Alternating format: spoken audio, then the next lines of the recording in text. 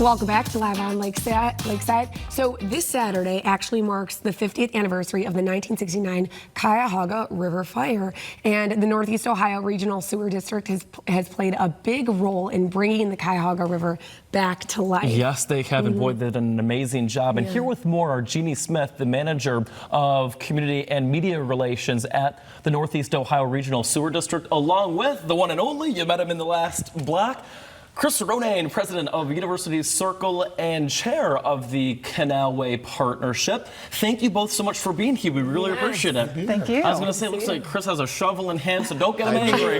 Don't get Chris angry. We're breaking ground. I love that. And as Alexa mentioned, so this upcoming Saturday is the 50th anniversary of the 1969 Cuyahoga River Fire.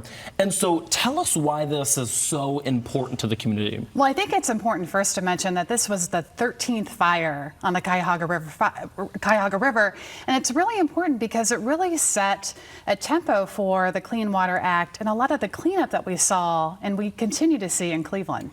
So what has the role been of the sewer district in bringing the river kind of back to life and restoring it? That's a great question. The sewer district, its ratepayers, its elected officials, our board members have invested over $5 billion in sewer infrastructure.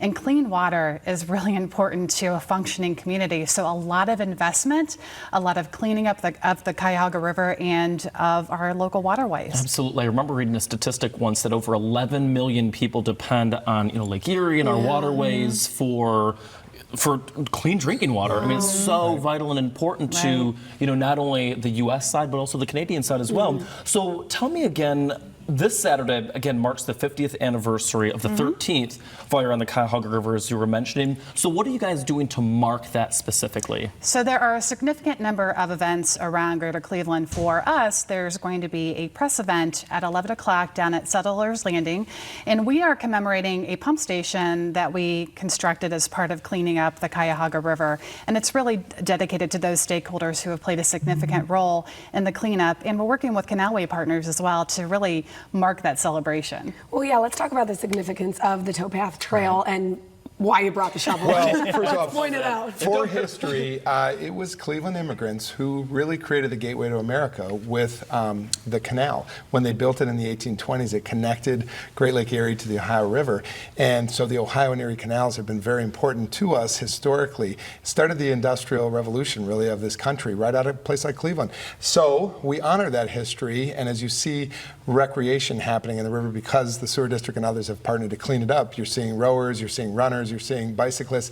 We are going to break ground on the final segment of the towpath trail, which is a 100-mile trail that Canalway Partners has put $54 million of federal, state, and other grants that have come in to make it a reality to ride 100 miles from Cleveland to New Philadelphia. Last 5 miles are going to be connected in the next year and a half in Cleveland, and the final mile we're going to break ground. I keep saying cut ribbon, I can't wait, but we're going to break ground on. So this is a bring your own shovel event to the 11 o'clock Saturday River Day event. Friends, families, everyone from Cleveland, be a part of it. You bring a shovel, we're going to put you in the groundbreaking, and this is Canalway Partners' way of saying to the community, thank you, because next year we will complete it all, and you can ride that trail. That's awesome. Wow, from Cleveland to Tuscarawas County. I mean, that's you have a large chunk of real estate there. And should be really amazing. It connects to the national park. We have this beautiful Cuyahoga National Park here in Ohio, and so this is a connector from Cleveland down to the national park. So shovel on. I love what you guys are doing. This is awesome. And I would imagine there's a lot of events going on this weekend because of, it's such a big anniversary. Cuyahoga50.org, and I'm going to spend the whole weekend with my kids in the River Valley just kind of learning about our history and looking forward to our future. Jeannie and Chris, thank you so much for sharing. We really appreciate it, and I can't wait to jump on my bike and get on that towpath trail. That's going to be amazing. Careful with the shovel. Careful with the shovel there, Chris. That's so true. For more information, you can always go to NEORSD.org, of course, for more information there.